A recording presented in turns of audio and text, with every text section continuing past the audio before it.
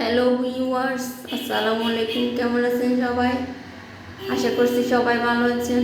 আজকে আপনাদের সাথে শেয়ার করব আমি কলার মোচা কীভাবে শুটকি মাছ দিয়ে রান্না করি। এখন আমি কলার মোচাগুলো খোসা ছাড়িয়ে নিয়েছি।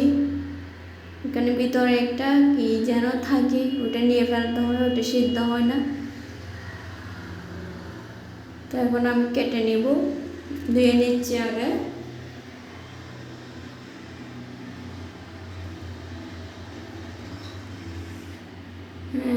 ধোয়া শেষ, এখন কেটে নিচ্ছি।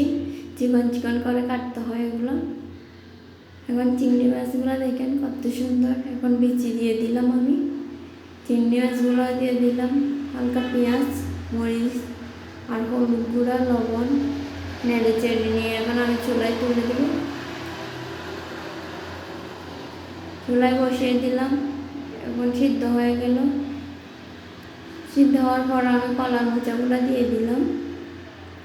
এখন নেড়ে চেড়ে দিয়ে কিছুক্ষণ সিদ্ধ করবো।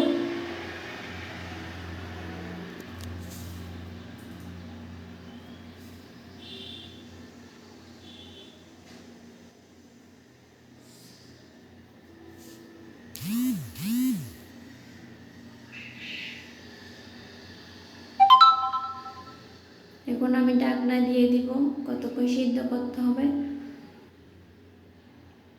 এখন হয়ে গেল আমার কলার মোচা। দেখেন কত সুন্দর কালার আসছে, খেতেও কিন্তু তেমন সুন্দরই হয়েছে, অনেক স্বাদ। দেখবেন, ট্রাই করে দেখবেন, নিশ্চয়ই ভালো লাগবে আপনাদেরও। যদি আমার রান্না ভালো লাগে থাকে, একটা লাইক, একটা কমেন্ট আর প্লিজ শেয়ার করে দেবেন। আল্লাহ হাফেজ।